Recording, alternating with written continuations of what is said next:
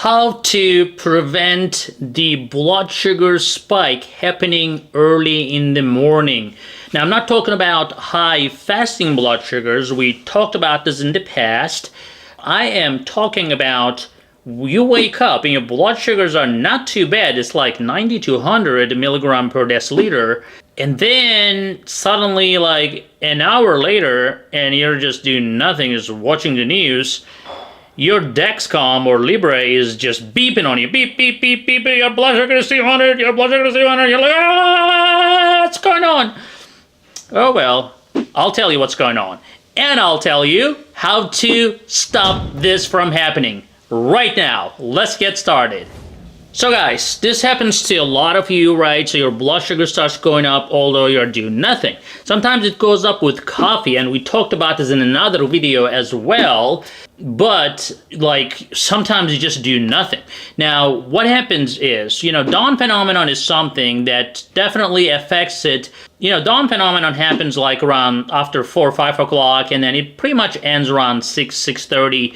But then you wake up at 8 o'clock and your blood sugar keeps going up until like 10 o'clock.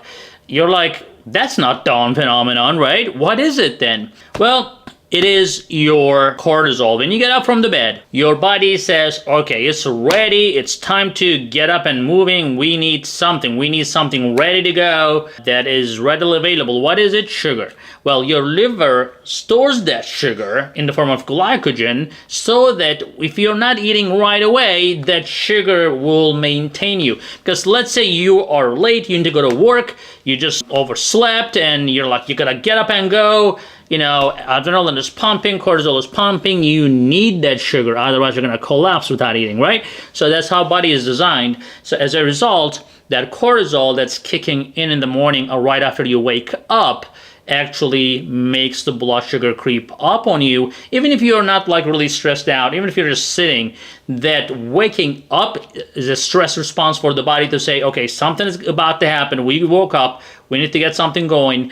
That is a natural phenomenon. The cortisol typically goes up at that time. Now, dawn phenomenon, you have cortisol, growth hormone, adrenaline, a bunch of stuff going on while you're sleeping, to get you ready. But then the moment you get out of the bed, there's another cortisol spike. Now, when you're insulin resistant, that cortisol spike really affects you more than usual.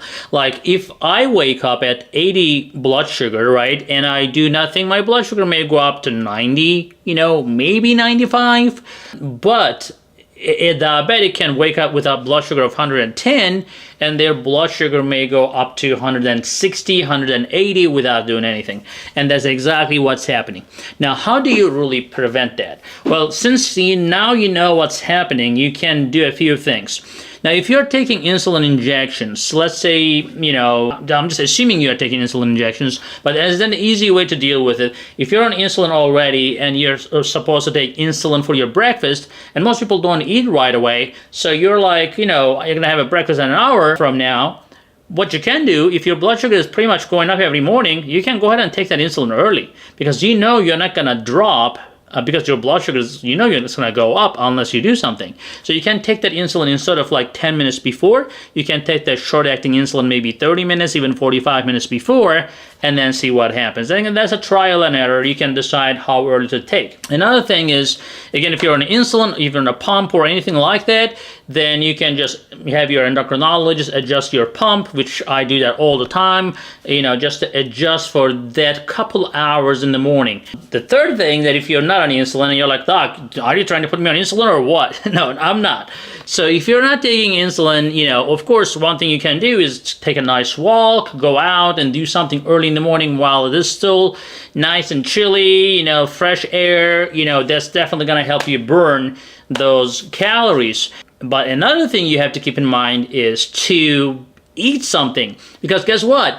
When you eat, actually, the gluconeogenesis, which is the glucose production process that comes from the liver, stops, right? And if you're not introducing a bunch of carbs, if you're not just sitting down and eating a whole watermelon for breakfast, if you're eating like some eggs and some cheese, some yogurt or something like that, that's really not going to actually spike your blood sugar and actually will stop your blood sugar from rising, because it's going to tell your body that, okay, relax, there's food coming in here, cortisol goes down, gluconeogenesis goes down, glucagon goes down. All these things definitely help you keep your blood sugar more stable. So in a nutshell, in a summary, get up, unless you're doing like these long stretches of intermittent fasting, get up, have a breakfast, a heart-healthy, diabetes-healthy breakfast that is not loaded with carbs, no French toast, no pancakes, no nothing like that, or cereal. Oh my God, don't even think about that.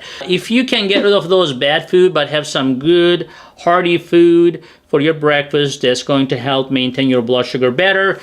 Take a walk or do some exercises. If you cannot walk, do some upper body workouts or arm workouts in the morning to get your going started with exercise and some good food. And I think that will be very helpful. I hope that video was helpful. See you next time.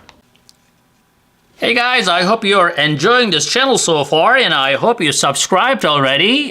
If you didn't, do it. And if you did, watch this video right there. I think that will help you too.